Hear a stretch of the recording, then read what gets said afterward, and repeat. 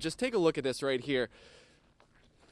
This is what people are driving on, the actual piece of paper that they gave out to us. You guys can see they have the images that we already showed you. This is the man that Charleston police are looking for killing 9 people at a church during a Bible study. Since 5, crews have actually made their way back into the cornfield. I'm actually going to step behind the camera and show you guys how close this plane went down. If you guys can see, just about 150 feet back into the cornfield, Marion County law enforcement are actually right where the plane went down. This was a huge fire. Horry County Fire Rescue tell me there was about 30 firefighters on the scene, as well as 12 engines and trucks. They tell me that 2 people were killed, both children, 12 and 13 years old. Now in total, the district's going to be looking at paying at least $90 million back with this bond.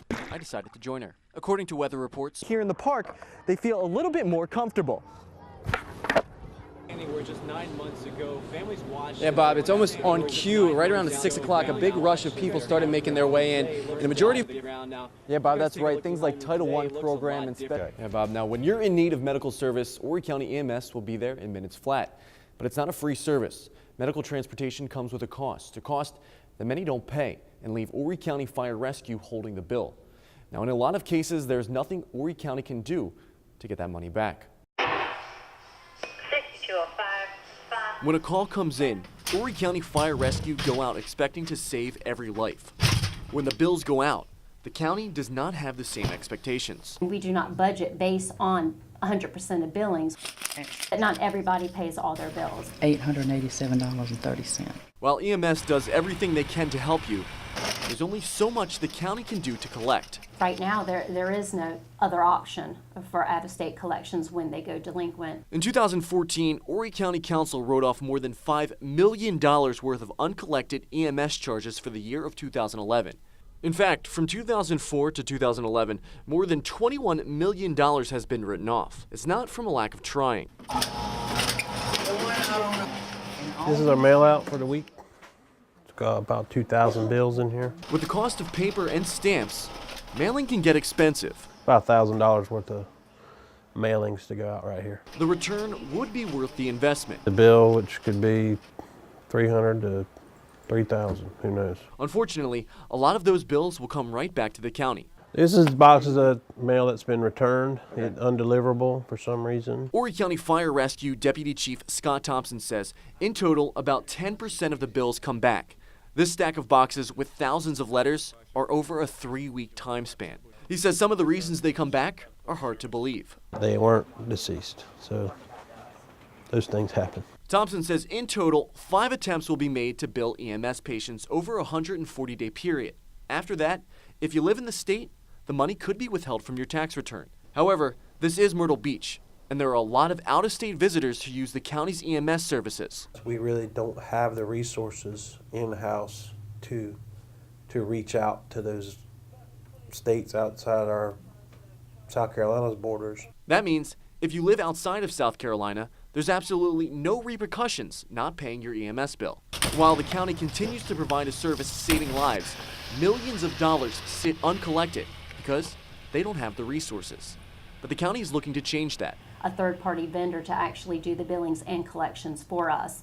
Their resources is so much larger than what we have with 5 individuals doing that exact same process. Requests have gone out to bring in a company that would be able to pick up the slack. I'll pay more when I can. It would cost no money to taxpayers, and instead, the third-party company would make their profits off of money they are able to collect.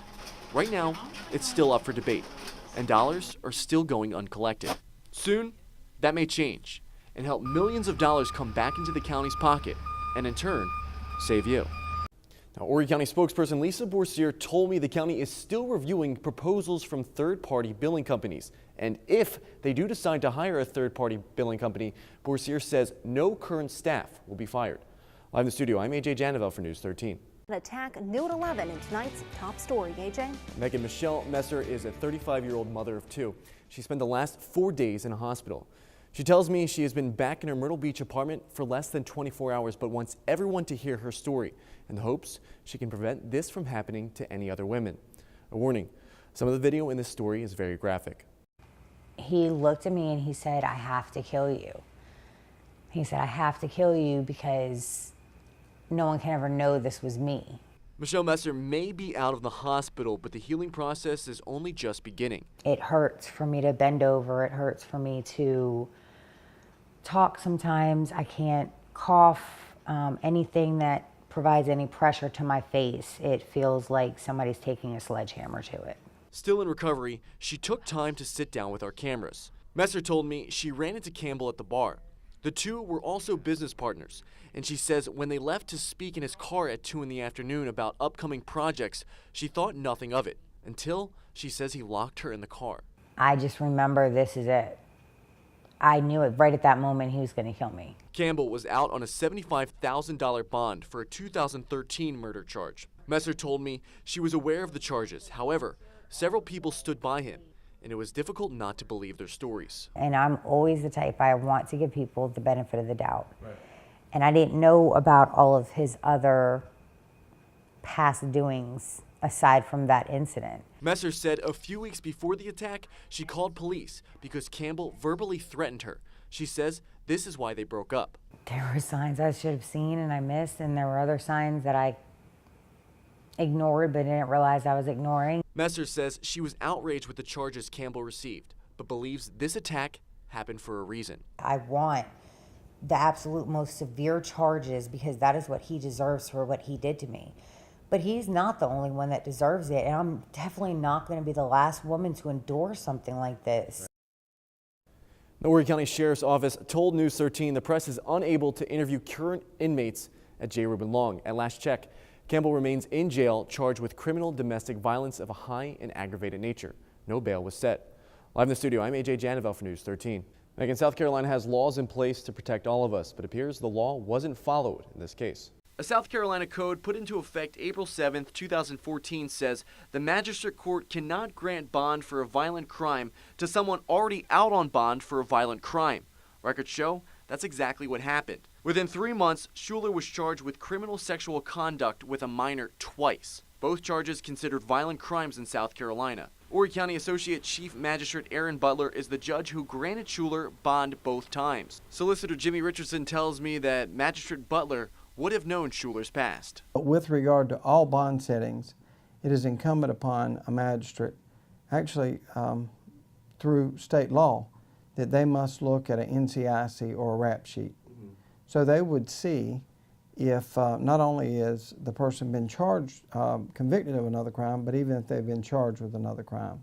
I wanted to see exactly why bond was granted the second time to Schuler. On Tuesday, I reached out to Chief Magistrate Margie Livingston for comment on this story, but did not hear back. Wednesday, called again, same story, did not hear back. So I came out to her actual office. I was told by the people who work in the office that she had left for the day.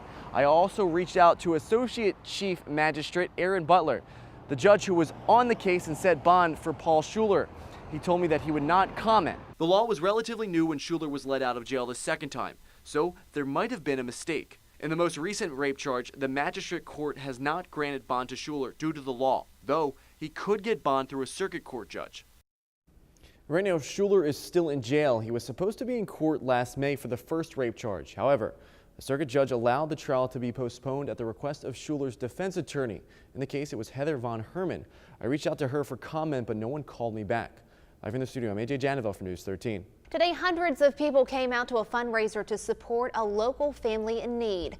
Dawn Douglas, a substitute Horry County school teacher and mother of 3, died a week ago after a stroke. Her husband's unable to work too after he had open heart surgery a few weeks ago. Let's go to News 13's AJ Janovel. He's here right now. And AJ, supporters use baseball to help the family, right? Yeah, Bob, that's right. Now, Dawn and her husband James Douglas had 3 children. Their middle son Josh, I hear, is pretty good at baseball. He plays all year for a few different teams, both in South Carolina and even in North Carolina. And it was the families of those teams that helped organize today's event. Dunk tanks, bounce houses, and even a camel. It might look like a carnival, but everything was there for one reason. All of this stuff is just all been donated. Nicole Couillard helped organize the event for the Douglas family.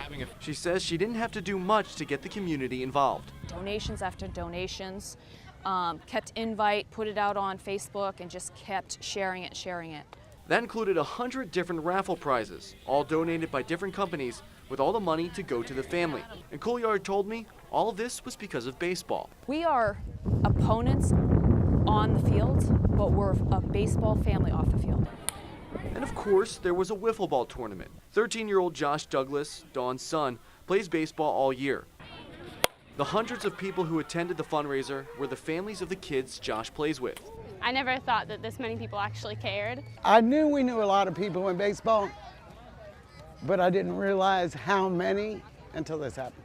Debbie Moore, Dawn's mom, told me baseball is getting the family through the tough time. She says every day they are out on the field playing, and when she asked Josh if he wanted to stop, he told her, "I want to keep playing. This is what my mom would have wanted." And even though they lost a huge part of their family, they're learning they have a much bigger family because of baseball. Now, I just found out tonight they raised around $7,000. If you're interested in helping out or want more information, you can go to my story at WBTW.com. Live here in the studio, I'm AJ Janavel for News 13.